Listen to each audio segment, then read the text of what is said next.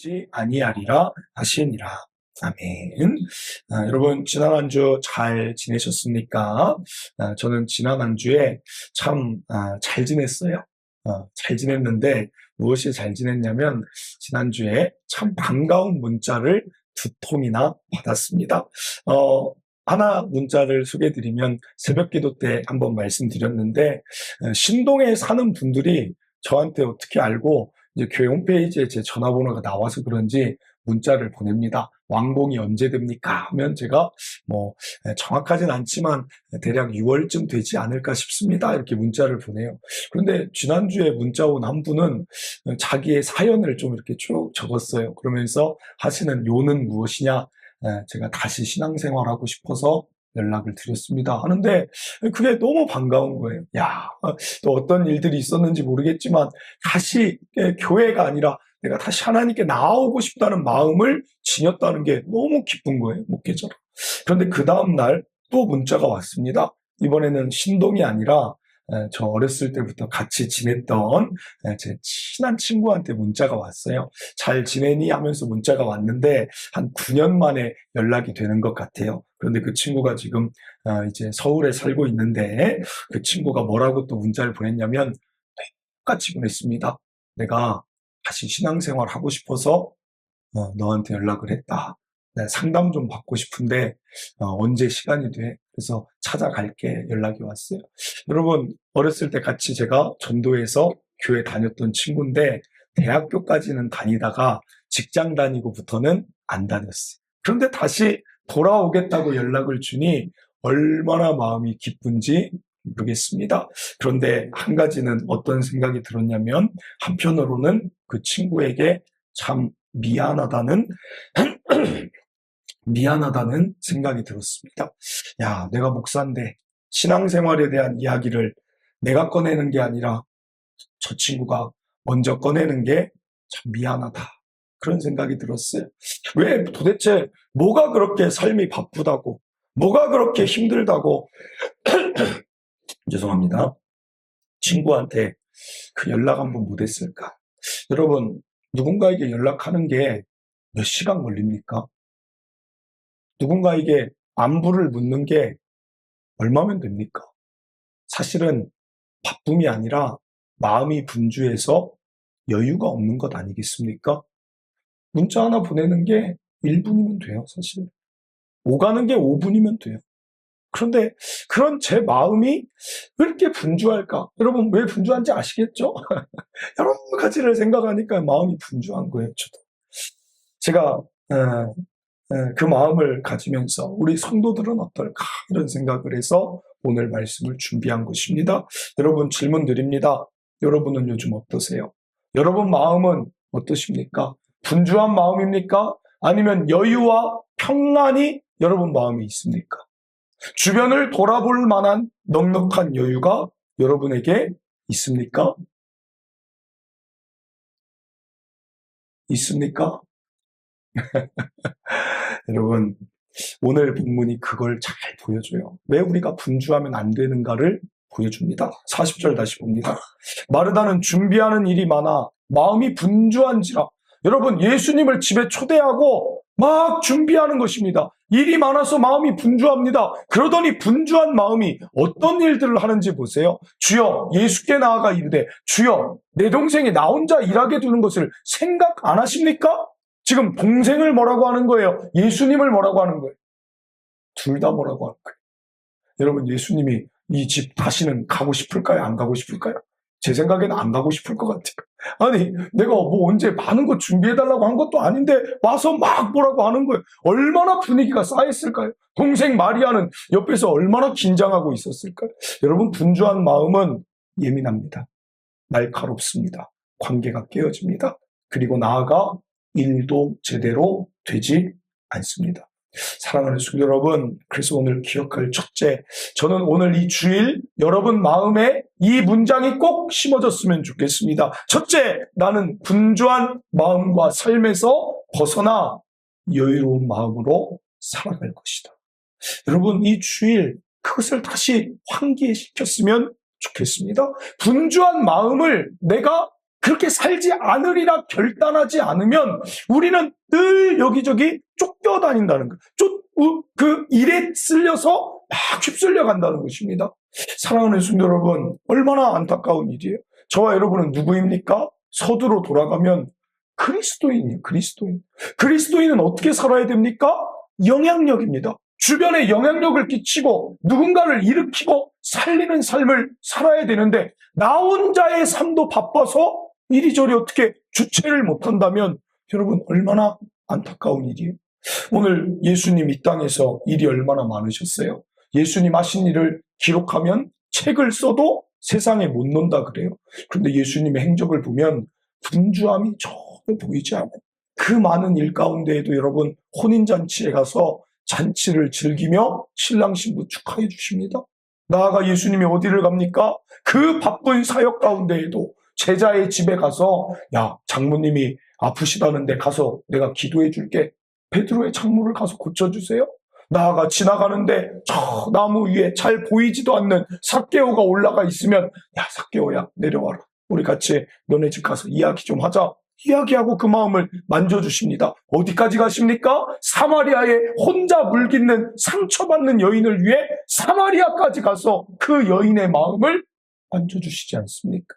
사랑하는 성도 여러분, 우리 나 혼자 분주하고 나 혼자 바빠서 물론 일은 많지만 주변을 돌아볼 수 있는 그 그리스도인의 여유가 저와 여러분의 삶에 깃들기를 결단하시기를 바랍니다.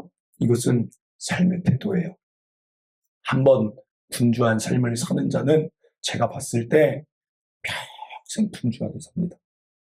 주변의 목사님들도 이렇게 친하게 지내는데 그래요. 늘 바빠요. 늘. 일이 많은 건 알겠는데 목회자 모임을 오는데도 다음 스케줄을 이미 다 잡고 갔어요. 그러니까 제대로 교제가 안 돼요. 마음을 못 나눠요. 왔다가 무슨 얘기 잠깐 하다가 나 또 가봐야 돼 하고 훌쩍 가버려요. 야, 왜 이렇게 바쁠까? 근데 그보다 더 바쁠 만한 목사님이 계신데 그분은 일이 정말 많은 걸 압니다. 그런데도 어떻게 그걸 잘 조율하고 선택과 집중을 했는지 목사님 가보셔야 되지 않아요? 그러면 오랜만에 만나는데 시간 다 빼고 왔어? 얼마나 그 마음이 여유 있고 따뜻한지. 사랑하는 성도 여러분, 결단하세요. 이전에 여러분 분주하셨죠? 그런데 이번 주도 분주하잖아요. 다음 주는 결단하지 않으면 다음 주는 갑자기 어디서 여유가 생길까요? 내가 만들어가는 거예요. 여유는 내가 만들어가는 거예요. 여러분, 그래서 제가 분주함 속에 여유가 어떻게 찾아올까 이게 그 문자를 받고 막 고민이 들었어요. 너무 미안한 마음이. 그래서 이번 주 이 본문 다음 주에 말씀으로 살펴보고 이번 주는 제가 이번 주 지난주죠. 지난주 어떻게 하면 분주하지 않을까라는 삶 속에서의 몸부림에서 제가 깨닫게 된 지혜를 함께 나누고자 합니다. 여러분 그때 자리에서 제가 벌떡 일어났어요. 문자 받고 이렇게 하면 안 되겠다. 더 돌아봐야겠다. 그러면서 제가 문자를 딱 보고 벌떡 일어났는데 제 눈에 옆에 뭐가 보이냐면 지난주에 제가 커피 원두를 선물을 받았어요. 그런데 그냥 그대로 있었던 거예요. 그런데 제가 그걸 보고 드립 커피를 한 잔 내려봐야겠다. 컴퓨터에 맨날 앉아있는 거에서 좀 벗어나서 드립을 한번 해봐야겠다.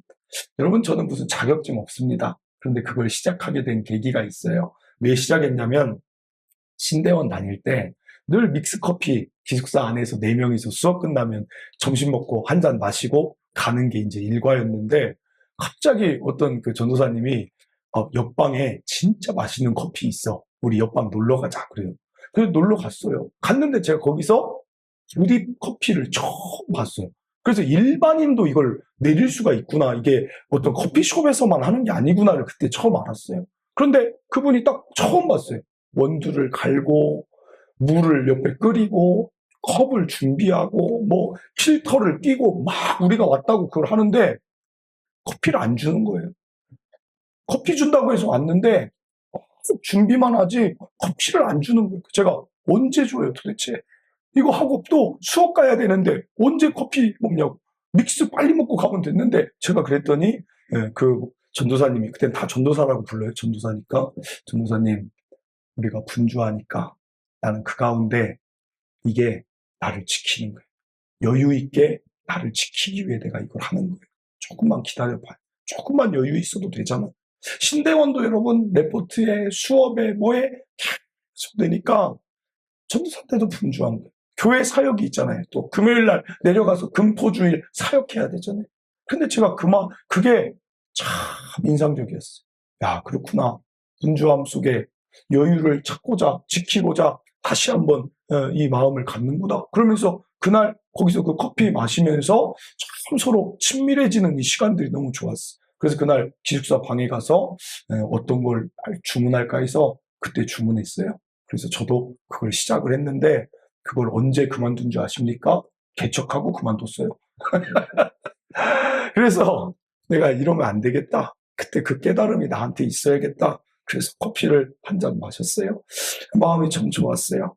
그리고 또 한 가지 더 실천한 게 무엇이냐. 바로 식사하면 제 발걸음은 언제나 이 재원프라자 3층으로 언제나 다른데 가지도 않습니다. 그냥 여기로 곧장 향하는 제 발걸음을 잠시 멈추고 여러분 제가 이 앞에 치동천 산책을 갔습니다. 치동천을 한 바퀴를 딱 도는데 여러분 그때 마음이 너무 평안한 거예요. 오늘 기억할 둘째, 여러분에게 저의 깨달음으로 말씀드리며 이것이 또 성경의 원리인데 여러분 매일 자연 속에서 여유와 평안 누리시길 바랍니다. 여러분 뭔가 분주한 사람은 환기를 시켜야 돼요. 잠시 멈춰야 돼요. 그런데 그게 어떻게 될 수 있느냐? 제가 찾아보니 지난주 가장 좋은 게 자연이에요. 자연. 여러분 자연은 이것은 저의 경험도 있지만 성경 원리가 그렇습니다. 첫 번째 사람 아담이 하나님께 받은 제일 처음 선물이 무엇입니까? 아담이 눈을 뜨고 에덴 동산에서 일어났을 때 그가 생명이 들어왔을 때 그에게 가장 먼저 주신 것은 자연이에요. 빛을 만드시고 하늘을 만드시고 땅을 만드시고 모든 나무와 기는 것과 각종 모든 동물을 만드시고 아담이 그것을 다스리게 하며 선물로 주셨다. 사랑하는 성도 여러분, 그래서 우리가 뭘 좋아합니까? 캠핑 좋아하는 거예요. 등산 가는 거 좋아하는 거예요. 가면 힐링이 되는 것입니다. 그게 하나님의 형상에게 준 최초의 선물이라는 것입니다. 그러므로 사랑하는 성도 여러분, 예수님의 사역 현장도 이 관점으로 신약을 보면 제가 보니까 그래요. 예수님의 사역 현장이 다 어딥니까? 장소를 일부러 등장시키시는데 주 무대가 갈릴리 바다예요. 주 무대가 산입니다. 산에서 가르치기 시작하십니다. 주 무대가 들입니다.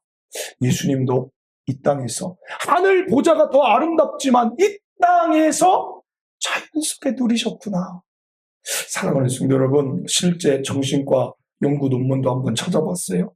매일 하루에 1시간 이상 자연 속에서 산책하고 걷는 자는 우울증과 거리가 멀어진다. 오늘 여러분 자연을 바라보신 적 언제입니까?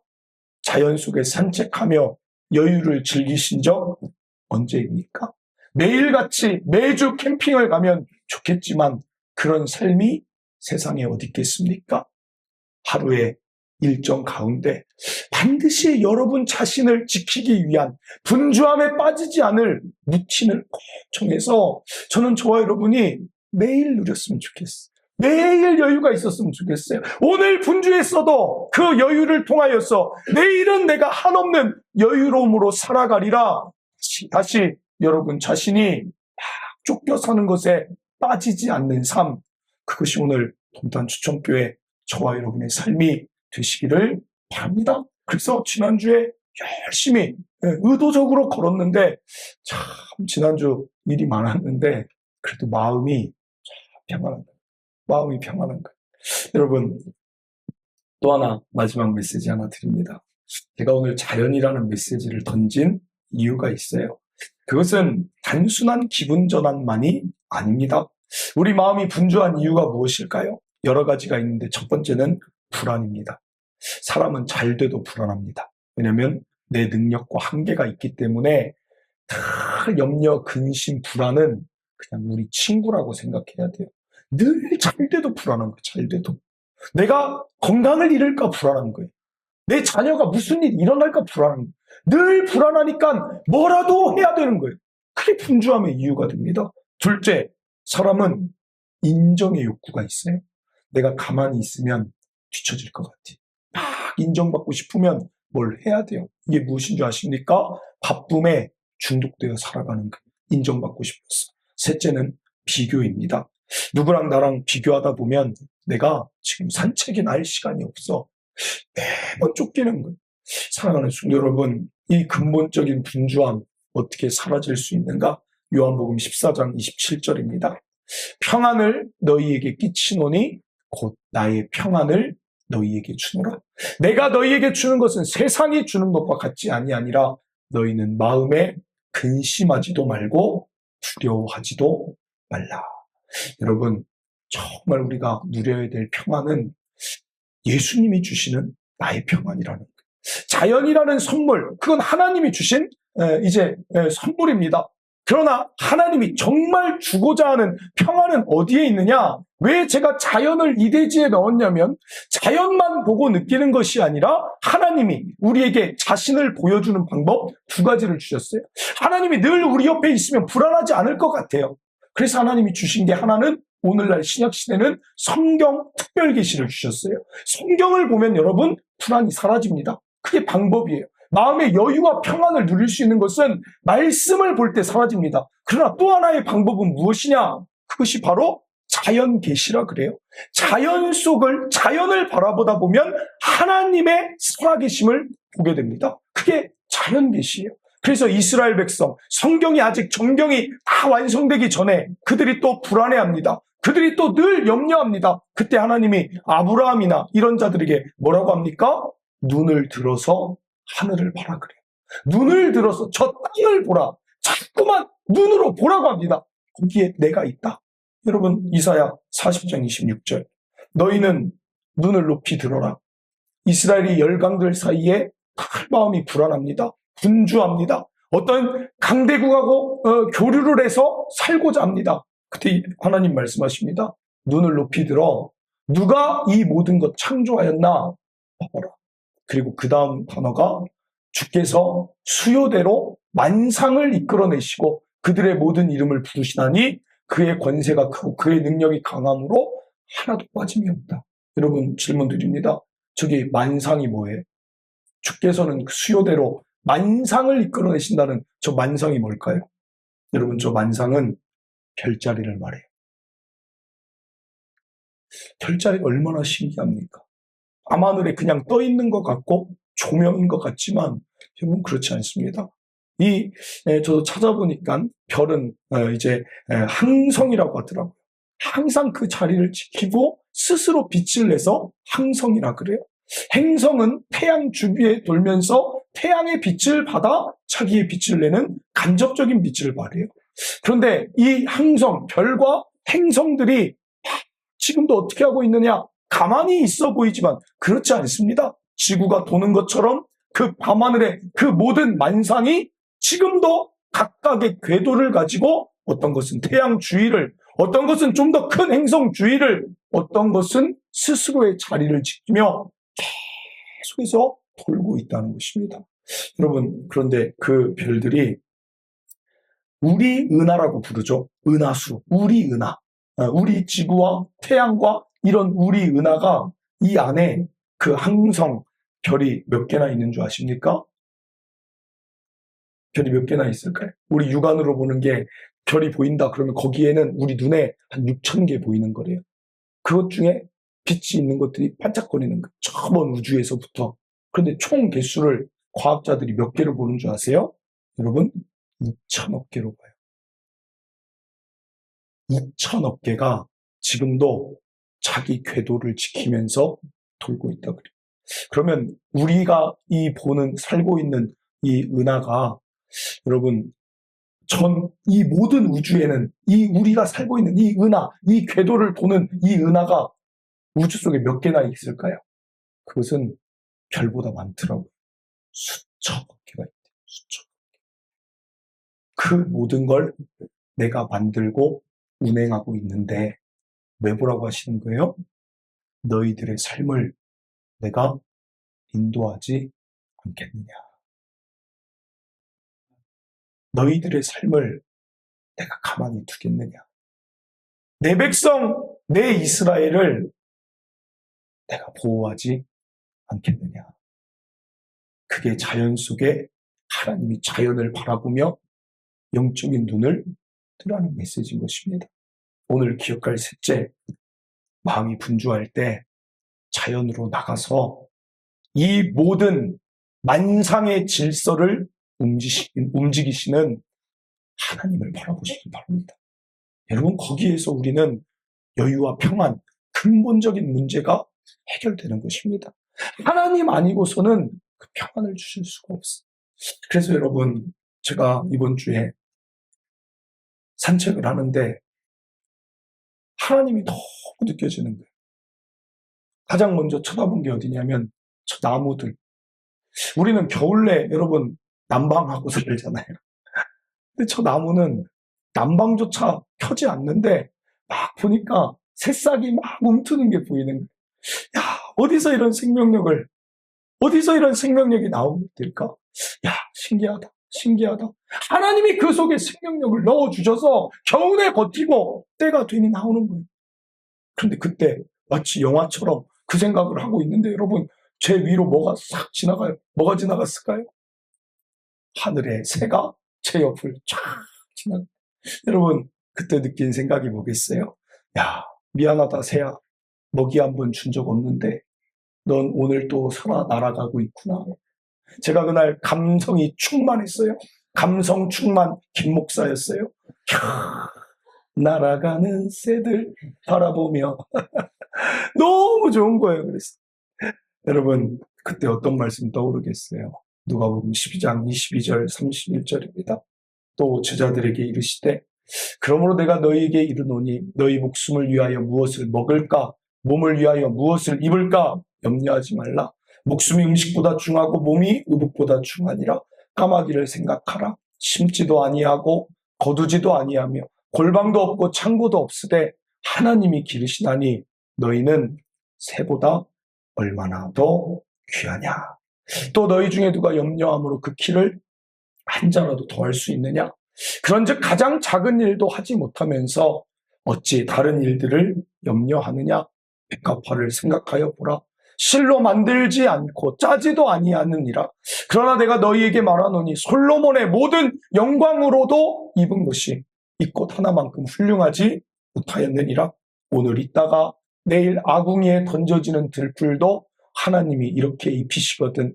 하물며 너희일까 보냐. 믿음이 작은 자들아, 너희는 무엇을 먹을까 무엇을 마실까 하여 구하지 말며 근심하지도 말라. 이 모든 것은 세상 백성들이 구하는 것이라. 너희 아버지께서는 이런 것이 너희에게 있어야 할 것을 아시느니라. 다만 너희는 그의 나라를 구하라. 그리하면 이런 것들을 너희에게 더하시리라. 사랑하는 성도 여러분, 이 말씀이 산책 중에 계속 떠오르니까 제 마음이 어떻겠어요? 감성 충만해서 믿음 충만으로 연결이 되지 않겠습니까? 맞다. 내가 저 들풀보다 귀한데 나 살게 하시고, 내가 저 새보다 귀한데 하나님이 입히시겠고, 교회, 내 교회인데 하나님이 이 교회 이끌어 가실 텐데 뭐라고 내가 염려를 하고 뭐라고 내가 근심을 하느냐. 하나님 근심하지 않겠습니다. 오직 믿음으로 나는 살아갈 것입니다. 하나님이 모든 것의 주인이신데 내가 무엇을 두려워합니까? 여러분, 그러면서 얼마나 기쁘게 웃으면서 막 찬양하면서 걸었는지 시동천 사람들이 절 이상하게 봐요. 저만 정장 입고 구두 신고 걷고 있으니까 얼마나 이상하겠어. 여러분, 그럼에도 와 기쁜 거예요.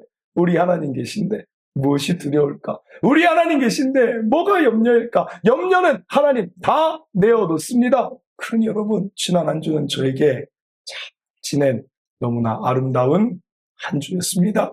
그렇게 기도하고 하나님 높이며 찬양하고 있는데 여러분, 참 그때 제 눈에 또 이거 아주 재미난 에피소드인데 제 눈에 아주 재미난 그 글씨를 봤어요. 한번 보여주세요. 제가 사진 찍었어요. 재미나서. 여기 보면 뭐가 보입니까? 여러분 보이십니까? 저기가 세명성교회에 있는 데예요. 세명성교회에 있는 위치는 제가 늘 알아서 시동쳐 왔다 갔다 했어요. 그런데 그 옆에 깜짝 놀랐어요. 저는 세명성교회를 본 게 아닙니다. 믿음으로 찬양할 때 보여주세요. 믿음 카센터. 진짜 깜짝 놀랐어요. 하나님 생각하다가 하나님 믿습니다. 하나님 위대하십니다. 하고 눈을 돌고 보는 순간 믿음 카센터. 야, 저 사장님 어떤 생각이 들어요? 저 사장님이 무슨 생각으로 믿음 카센터로 했을까? 교회 다니는 분이어서 믿음이라고 한 건지 아니면 자기를 믿으라고 해서 믿음인지 모르겠지만 저때 저의 마음은 야 그래 카센터 사장님도 믿음으로 이렇게 달려가는데 아니 목사가 믿음이 약하면 되겠는가? 어? 교회 이름을 믿음의 교회로 바꿔야 되나? 여러분 믿음으로 삽시다. 우리 아버지가 누굽니까? 우리 위해서 독생자도 아끼지 않은 예수님 보내주신 하나님이 누구예요? 우리 아버지잖아요. 내 아버지잖아요. 육신의 아버지도 있지만 영적인 하늘 아버지가 누구 아버지냐고? 내 아버지잖아요. 내 아버지. 내 아버지인데 뭘 그렇게 걱정합니까? 뭘 그렇게 두려워합니까? 하나님 인도하신 가운데 살아가면 되지. 아니, 내 아버지 있는데 뭐가 걱정이냐니까. 믿음으로 삽시다. 믿음으로. 그냥 내일이 염려하게 내버려 둡시다. 그냥 오늘 아름답게 살고 오늘 즐기고 오늘 누리고 오늘 기뻐하고 오늘 하나님 찬양하다 보면 하나님 때에 저 새들이 저 새싹이 나는 것처럼 우리 삶을 그분의 때에 또 일으킬 때가 있을 거예요. 여러분 믿음의 성도 꼭 되시길 바랍니다. 믿음의 자녀들 꼭 되시길 바랍니다. 마지막 한 말씀 보고 마칩니다. 마지막 한 말씀 시편 55장 22절입니다. 내 짐을 여호와께 맡기라. 여기서 맡기라는 이 단어가 어떤 또 의미가 있냐면 던지라가 있어. 내 짐을 여호와께 던져버려라. 그가 너를 붙드시고 의인은 하나님 자녀입니다. 하나님 자녀가 요동하고 쓰러지고 낙심하는 것 하나님이 허락하지 않으신다. 오늘 저와 여러분 이 말씀으로 다시 믿음으로 살아가리라. 나는 염려 근심 없이 살아가리라. 여유 있게 살아가리라. 평안으로 살아가리라. 외치는 저와 여러분 되시길 바랍니다. 말씀을 믿습니다. 오늘 결단할 것 첫째, 분주함에서 벗어나리라는 결단을 먼저 하시고 둘째, 일상의 삶의 루틴 속에 하나님의 선물, 자연 또한 하나님의 선물을 누리시는